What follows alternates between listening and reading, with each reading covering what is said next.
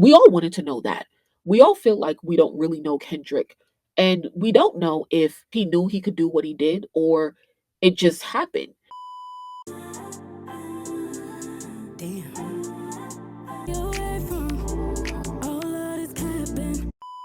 So did y'all see Kendrick's interview? That shit was boring. So he spoke for the first time since the battle. And you really did spread your wings. I mean, you just came off a huge Grammy wins. You walked away with 5 awards, and you won Not Like Us won for Song and Record of the Year, which in itself is remarkable. But I think for people who love and respect hip hop and the roots of this culture, the competitive spirit of it, it has been a little bit mind bending that you created this massive cultural award winning anthem out of a battle rap song. And how is that something after you got off that Grammy stage, you got home in some quiet time? What was going through your head? I just think about the culture, really. It's always that for me first. I'm not even bullshitting with you. It's like when people talk about rap, man, the conversations I hear, they think it's just rap and it's not an actual art form.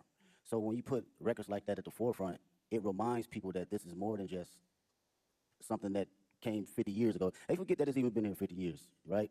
And like kind of like belittle it. So I love to see that it gets that type of recognition for just straight raps, from awards to the billboards, all that, because this is truly just as big as an art form and a genre as any other genre. So that's what I think about, and I feel accomplished being able to do that. You know, whether somebody else come behind me and do it again and quadruple it, I love to see it. If that was my purpose to do that, then that's exactly what it was for that particular moment. What the what the fuck did he just say? Yo, Kendrick is so like, yo, like I watched this whole interview. Kendrick sat down for the first time with Ebro and the Deska or whatever for Apple Music because they are, the music partners for the halftime show for the Super Bowl. So, like they do when they press or whatever. So it's like, wow, like this is Kendrick's first time speaking since the battle. And I don't know like what I expected because it's like it's not like a isolated interview. It's an interview that's really supposed to promote the Super Bowl. So it's not like we could have this serious conversation where you sort of like expect when an artist has dropped an album. You get it? Like we could have a little bit of a serious conversation, but we're really promoting your performance in the Super Bowl. Now, Nadeska and Ebro, I guess they asked good questions or whatever. They was looking very googly eyed, very starstruck or whatever. And it is a big moment because other than Harper's Bazaar, when was the last Kendrick interview where he really sat down with hip hop journalists? So this was like a big moment for them in their careers respectively. That's dope for them for real, like seriously. But I still personally feel like this interview was very surface level. I didn't learn anything new. And I'm already not a fan of Kendrick, so I don't know that much. I could learn so much from Kendrick because I'm not a fan. So it's like I don't follow his every shit. So anything he say could be something new for me. But I don't feel like that because I don't really feel like he said much of anything. They basically asked him like, how does it feel to go from creating a battle rap song that became like a literal hit? It's the greatest diss song in history. And he goes to say, I did it for the culture. Like, what the fuck does that mean? Like, what are you talking about? Was that your intent when you rolled out this year? Was like, yo, I'm drawing a line. Like, this is what it is. My intent was to always keep, I think from day one, was to always keep the nature of it as a sport. You know, I don't care how motherfuckers look at it as far as like, as a collaborative effort, you know, that's cool too, but I love when artists grit their teeth. Like I still watch battle raps. I still watch Smack URL from Murder Mook to Lux to Tay Rock, you know, my bro Daylight. This has always been the core definition of who I am, and it's been that way since day one. So I don't think it was a thing for this year. It was always just a continuum. And what I will say about this year, it was more from a space where I think a lot of people was putting rap to the back, and you didn't see that. You didn't see that grit. You didn't see that bite anymore. So I always took that in consideration in going into any type of my music. That's interesting. So I hope this makes sense, right? You know, we've been following your journey for about 15 years, and you have been so consistent in the messaging and the focus, like you said, and you've always moved with integrity. So in a lot of ways, I feel like we thought we knew exactly who you were as an artist in a positive way.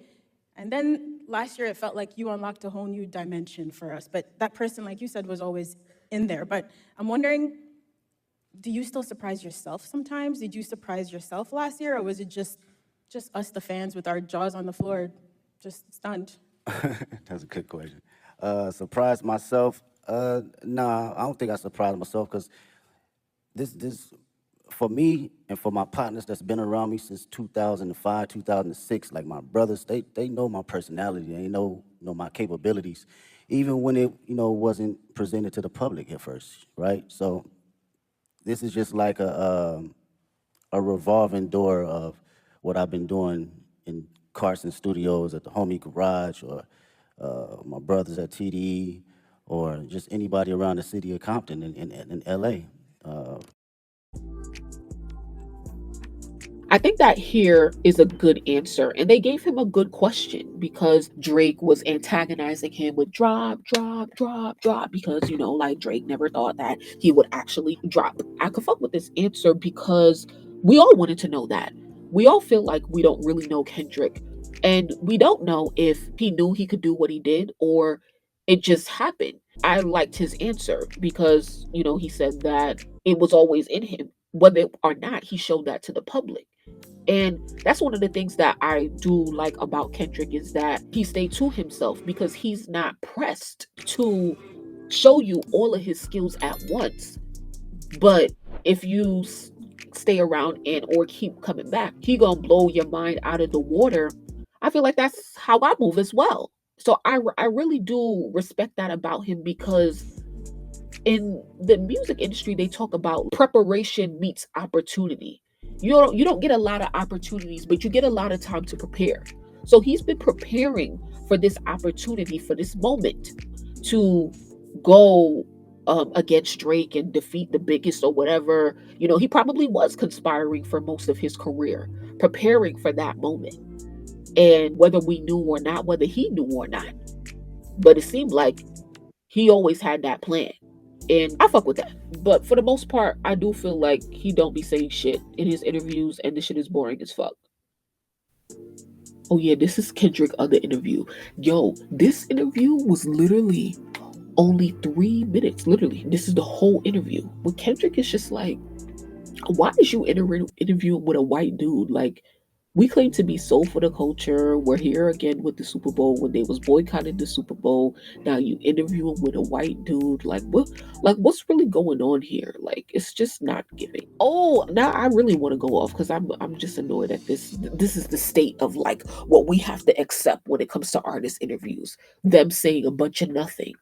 Look, literally full interview, 3 minutes. What was the fucking point? So I saw this tweet earlier. It says, being a Kendrick fan is so peaceful. He's completely unfazed by internet talk, just drops classic after classic, levels up, and lets the music speak for itself.